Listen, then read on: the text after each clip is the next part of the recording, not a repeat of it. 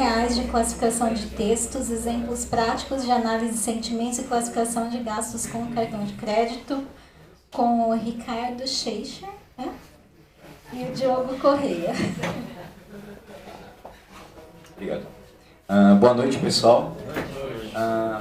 Só para a gente ter uma ideia, assim, o pessoal aqui, a maioria de computação é de que área, basicamente?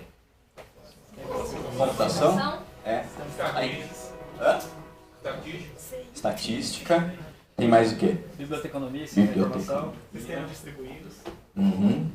Beleza. Bom, a maioria assim de computação e o pessoal da estatística, biblioteconomia, né? Então, pessoal, eu sou o Ricardo, Diogo, a gente trabalha na Itera e hoje a gente vai fazer um overview aqui quase, né, porque é meio rápido.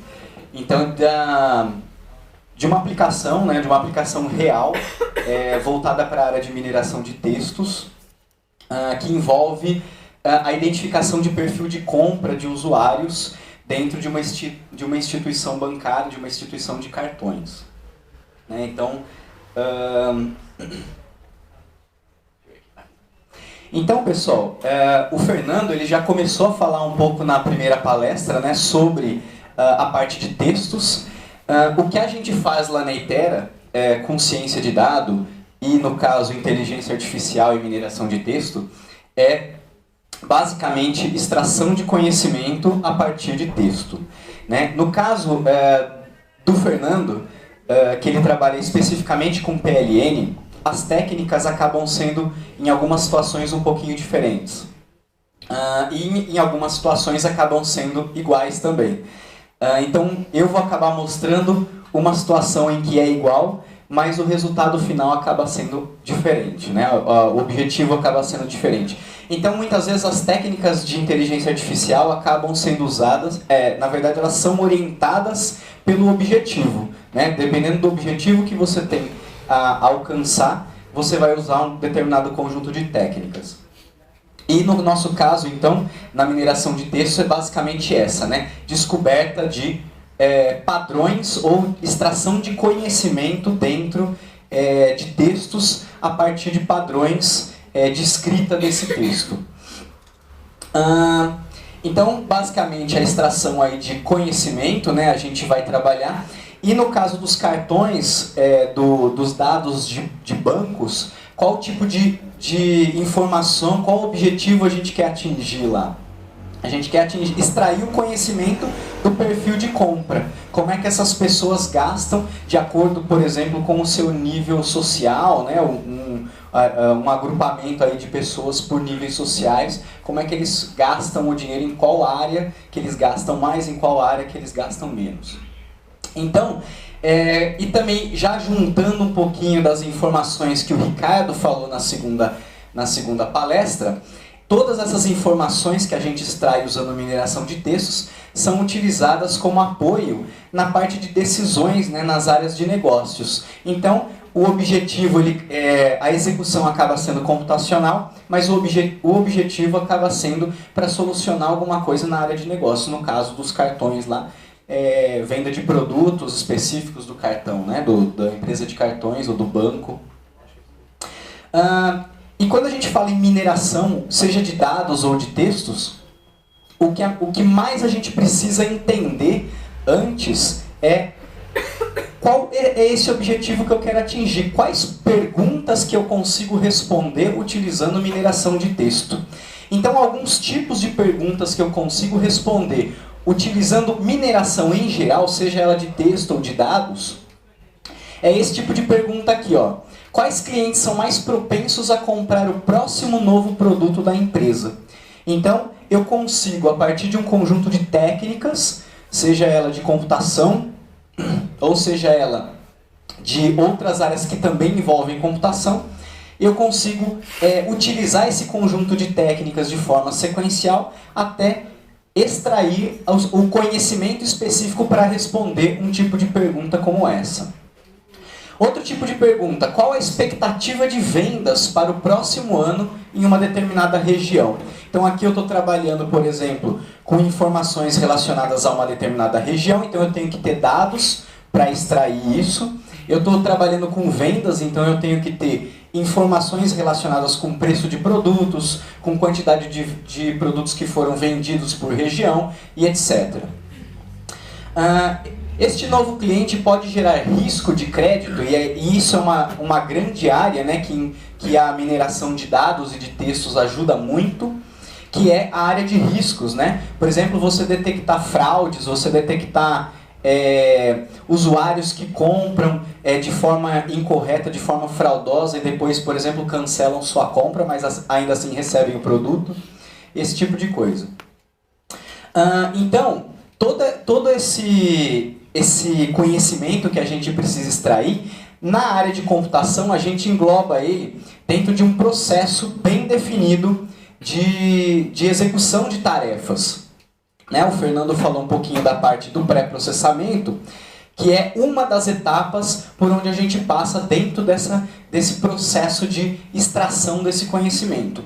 E no caso, por exemplo, da extração dos cartões, dos dados dos cartões, do perfil de compra, a gente também executa um processamento parecido com esse, né? Um processamento nessa ordem.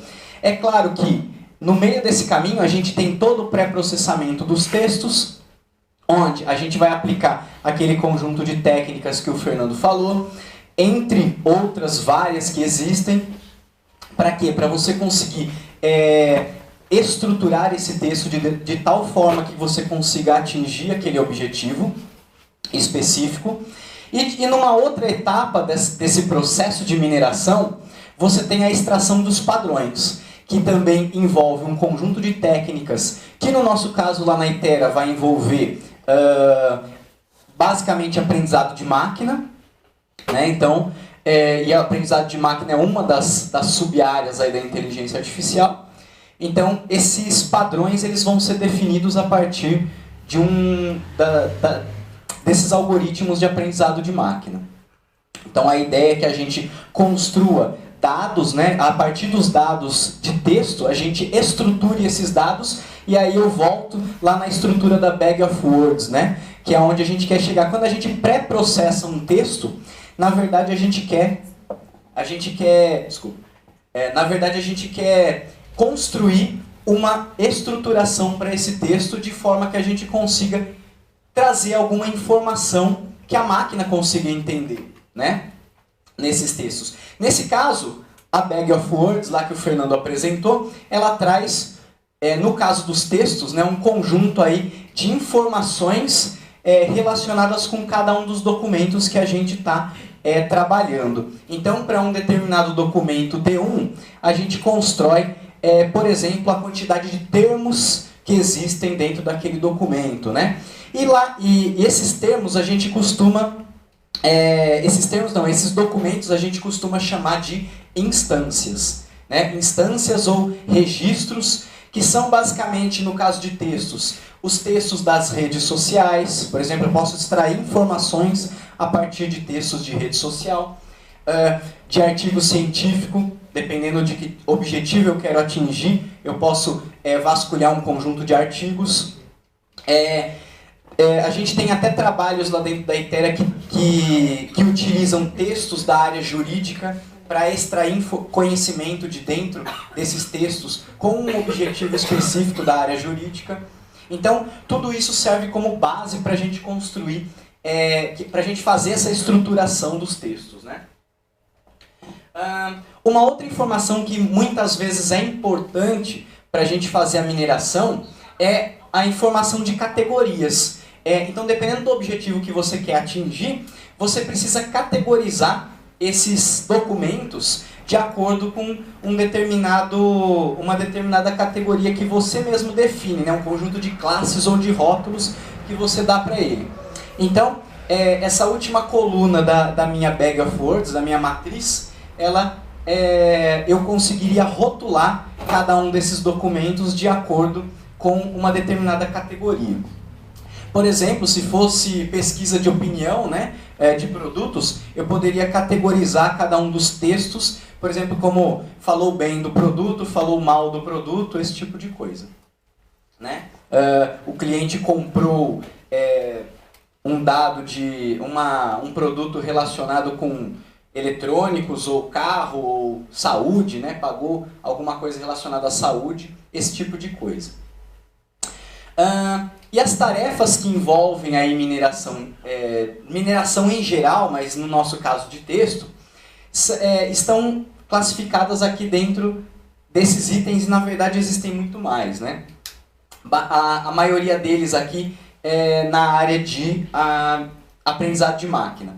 No caso aqui a gente tem, que nem eu falei anteriormente, a detecção de anomalias. Por exemplo, no caso de fraudes de cartões, você identificar se a manipulação de um cartão é fraudosa ou não, né? De repente, você identificar um padrão de compra de uma pessoa, na mesma base lá do que o Diogo vai falar daqui a pouco na Alice, e depois você identificar que uma determinada compra daquela pessoa está fora daquele perfil, né? Está fora daquele padrão de compras. A pessoa, de repente, faz sempre uma compra, compras de valores pequenos, e, de repente, aqui em São Carlos, de repente, aparece uma compra da pessoa lá no Acre de, sei lá, milhares de reais, né? Então, isso é um valor fora do padrão de compra da pessoa.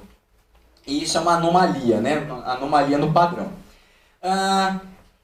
Utilizando aqueles dados de classificação que a gente fez anteriormente, a gente pode utilizar técnicas para classificar os textos, né? Para treinar um classificador e ele passar a classificar textos automaticamente para a gente, ou documentos de forma automática.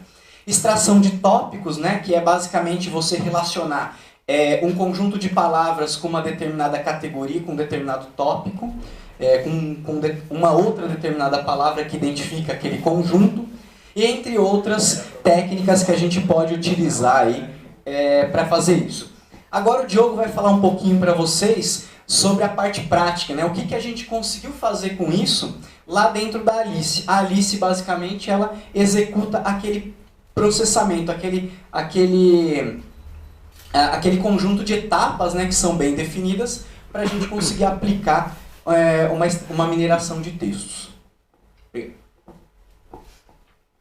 Boa noite, galera. Só para ter uma noção, quem aqui que teve no primeiro meetup? Legal, bastante gente. Então vocês devem ter visto a palestra do Marcos sobre a Alice. Naquela palestra ele falou um pouco mais sobre a concepção da Alice, do porquê. E aqui, como o Cheshire disse, eu vou tentar fazer uma abordagem um pouco mais prática. Num caso que, inclusive, é um problema real que a gente atacou lá dentro da Itera, eu vou trazer uma base real e tentar fazer pelo menos um pedaço do caminho da resolução que a gente teve desse problema. Então, o nosso desafio, nossa tarefa aqui é identificar perfis de compras, mas veja como é uma tarefa assim, abrangente, né? Que tipo de perfil? E mais do que isso, por que eu quero identificar esses perfis? Veja que tem todas aquelas técnicas que o Cheshire acabou de mostrar, que foram mostradas usando a NLP, tem muita técnica, e cada uma dessas técnicas ela vai te dar um insight, um conhecimento diferente sobre os seus dados para resolver uma tarefa.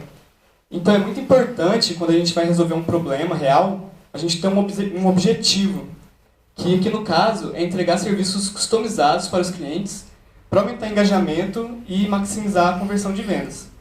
E veja, quando a gente tem um objetivo, a gente consegue até saber no final do processo se tudo aquilo que a gente usou, tudo aquilo que a gente fez foi legal, se deu certo.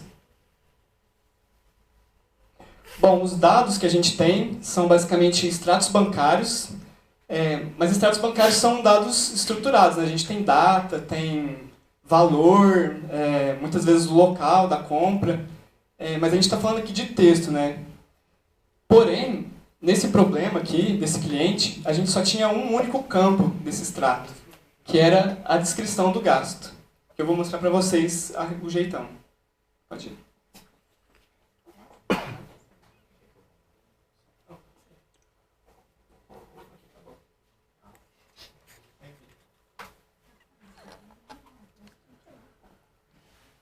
Bom, aqui eu estou dentro da plataforma. Eu já subi os dados aqui previamente, então vou mostrar aqui a base.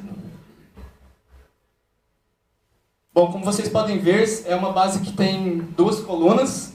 Desse lado de cá tem uma coluna que é chamada segunda linha, que na verdade é a descrição do gasto. Então a gente tem, assim, por exemplo, nomes de estabelecimentos, por exemplo, choperia, country bar, taco, roupas. Mas também, se for uma compra de boleto, um pagamento de boleto, esse campo aí ele é escrito à mão livre pela pessoa. Então pode estar escrito, por exemplo, pagamento do meu aluguel do mês 1. Pode estar escrito qualquer coisa aí. Então nossa abordagem, a primeira coisa que a gente fez foi tentar classificar esses gastos em algumas categorias definidas. Nesse caso aqui são 32 categorias, que foi definida com um especialista do domínio. E a gente começou a rotular alguns dados na mão mesmo. Então, por exemplo, Neuza Carnicer Sorvete, Doceria e assim por diante. Essa base aqui ela tem quase 19 mil instâncias e foram rotuladas na mão mais ou menos uns 13 mil instâncias. É um trabalho que é bastante chato mesmo, mas que é muito importante, porque é o que faz o aprendizado acontecer. Bom, então, feito isso, a gente vai para a geração do nosso modelo de classificação.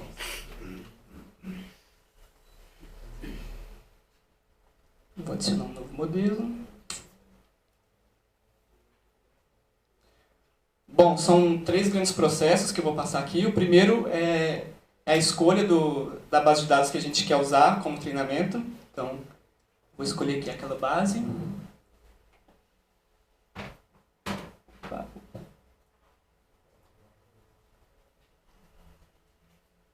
Eita, calma aí. Aqui. A língua portuguesa. Essa escolha da língua ela vai ser importante num passo posterior, aqui no pré-processamento. E eu vou falar aqui qual que é o meu campo que contém o texto, que são meus inputs, né? Que é esse campo de segunda linha aqui. E qual que é o campo da classe, que é esse campo categoria.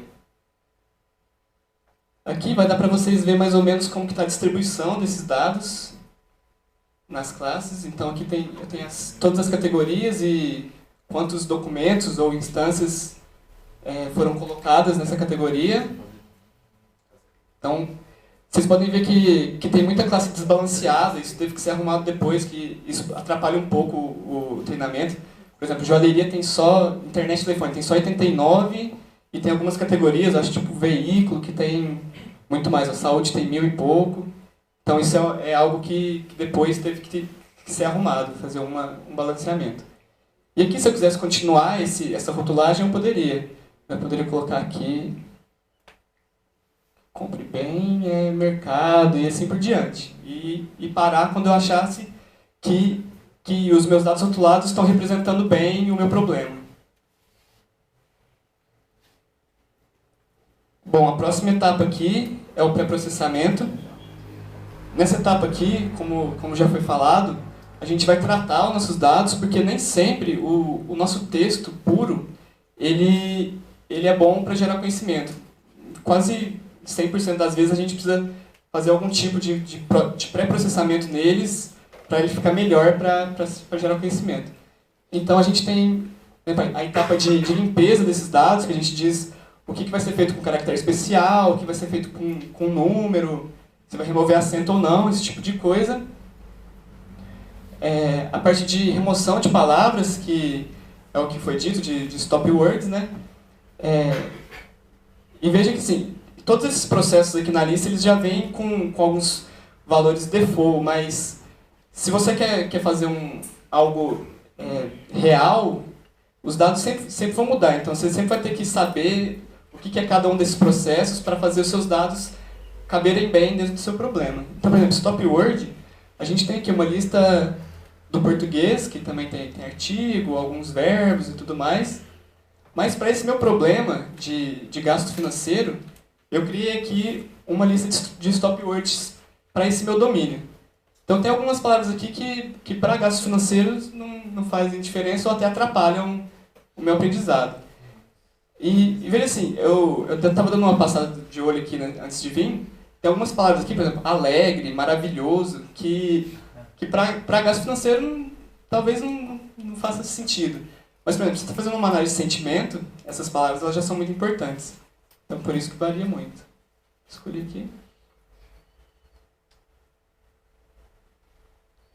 Beleza? E a parte de inclusão de palavras, que é o contrário das stop words.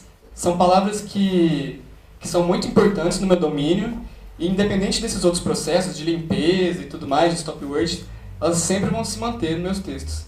Então, aqui nesse caso, por exemplo, a palavra C&A, que é uma loja, é uma palavra muito pequena, tem 3 caracteres, então ela seria removida nesse caso, mas se eu adicioná-la como include words, ela continuaria. E além disso, aquele processo de normalização com stemming,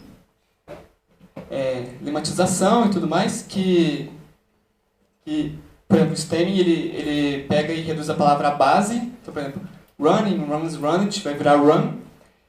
E também isso é muito perigoso, porque nesse caso aqui, a gente encontrou uma palavra, que é a palavra bebidas.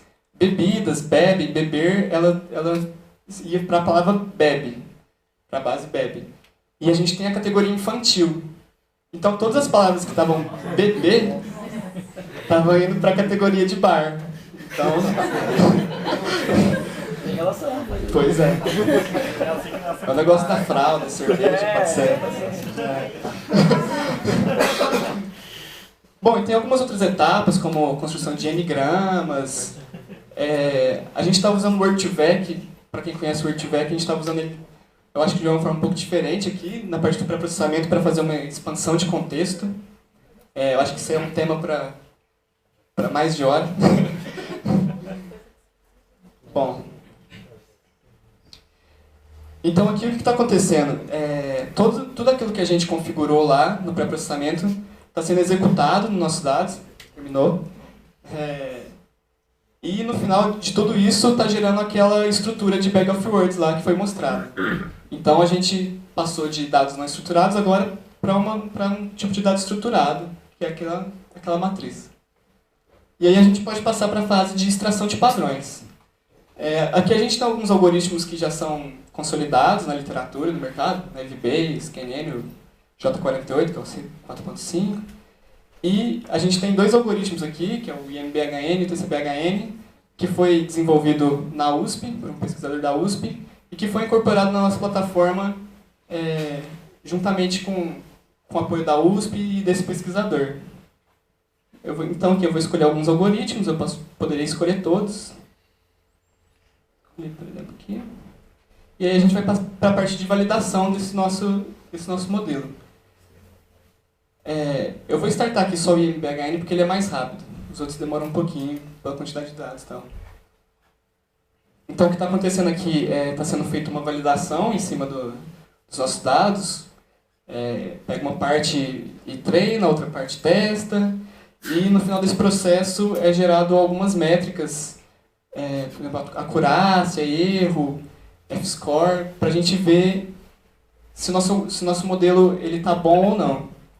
E mais uma vez, isso aqui também é um processo que depende do seu conhecimento, porque você precisa saber interpretar esses dados. Nem sempre um modelo que dá uma acurácia muito alta, tipo 97%, é um bom modelo. Então, tudo isso a gente tem que saber ponderar também. Bom, e depois disso eu posso comparar todos esses resultados e falar qual modelo que eu quero usar como modelo final. Então vou usar aqui o MBHN. Vou dar um finish aqui embaixo. Dar um nome para o modelo.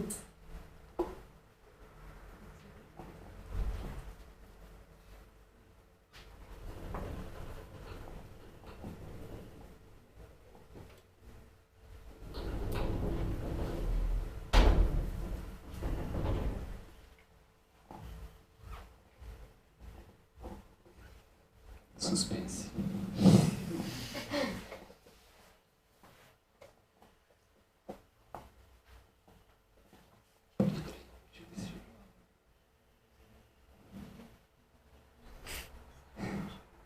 Bom, deixa eu ver aqui. Ele está gerando aqui, mas eu já tinha feito um antes para caso acontecesse algo assim. Bom, então a gente vai para a parte agora de testar esse modelo com novos dados. Então, vou escolher aqui um modelo. Teste, está aqui. Então, eu vou colocar alguns dados aqui, por exemplo. Restaurante...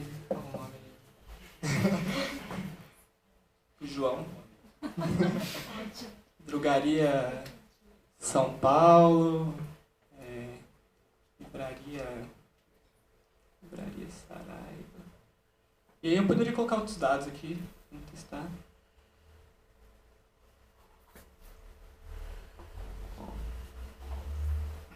Bom, então ele dá o resultado.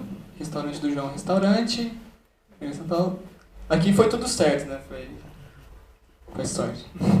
Porque muitas vezes alguns dados eles não vão estar classificados corretamente. Isso é algo que a gente tem que sempre esperar, que nossos modelos, eles dificilmente ou nunca eles vão chegar a 100% de acerto sempre. Então isso você tem que sempre ponderar também.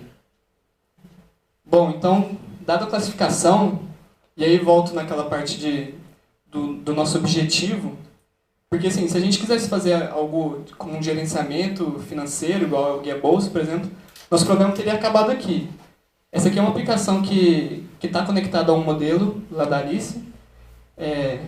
Aqui são alguns dados de exemplo, como se fosse um extrato mesmo. E aí...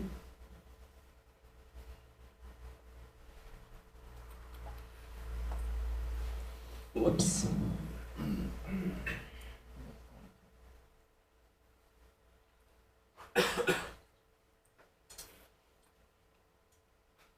Tá aí. Ao vivo é foda. Mas o que ele mostraria aqui ele classificaria todos aqueles dados e mostraria um gráfico dos seus gastos, como se fosse um guia bolso mesmo. Então, se fosse um problema desse tipo, a gente já teria solucionado.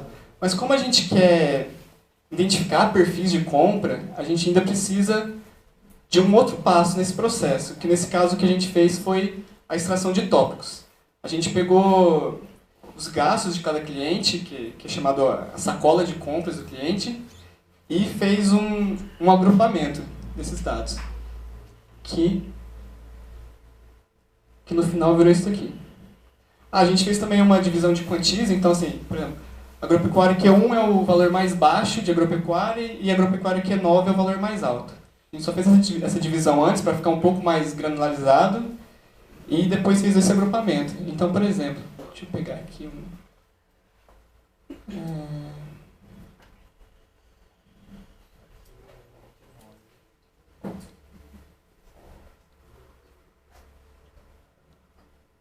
Tá aí também. Acho que é internet. Né? Bom, mas enfim. O que mostraria aqui se fosse essa casa de carne Q9, ele mostraria em qual grupo que casa de carne Q9 está. E com isso a gente conseguiu fazer esses perfis de compra. Tem algumas categorias aqui que são produtos financeiros. Então, por exemplo, seguro alto, consórcio, esse tipo de coisa. Então, para o nosso cliente, isso aqui foi muito bom para oferecer esses produtos customizados. Porque assim, uma pessoa que gasta, por exemplo, mercado Q9 e está num grupo de um produto financeiro seguro alto Q8, por exemplo, um gasto alto com seguro alto, ele pode oferecer um seguro alto para aquela pessoa e talvez para uma outra pessoa que está num grupo com seguro alto mais baixo, Q1, Q2, ela pode oferecer um seguro alto mais baixo para aquela pessoa. Então você acaba ofertando coisas que são específicas para aquela pessoa. Então com isso aumentou a conversão de vendas e aumentou o engajamento do cliente também, porque ele fica se sentindo melhor com isso e se sente mais personalizado também com o banco. Bom, acho que é isso. Mais alguma coisa? Tem tempo? Tem um tempinho ainda? É 1 minuto. Tá. Conta aí. Um outro problema que a gente atacou também, que a gente ataca muito lá na Itera, é análise de sentimento. E um case bastante legal foi que a gente fez para o Big Brother, casos que a gente fez para começar a testar a análise de sentimento. E o que a gente fazia era, quando saía o paredão do Big Brother, quando eles falavam as pessoas que estavam no paredão, a gente começava a captar tweet sobre as pessoas que estavam no paredão e sobre o Big Brother em geral, e começava a fazer análise de sentimento para cada uma das pessoas. E com isso a gente previa quem ia sair ou quem ia ficar no paredão. E foi muito legal que a gente fez isso em 2016 e nesse de 2017 agora. E de todos que a gente fez, 2016 a gente começou na metade mais ou menos, a gente errou só 2. E isso a gente já conseguia prever, assim, com algumas horas depois da saída do paredão. E muito legal porque muitas vezes tem aqueles sites de enquete que as pessoas votam também, e muitas vezes o resultado do site de enquete dava o contrário. E a gente acertava e eles não. Foi bem legal. Acho que agora acho que é isso. Obrigado.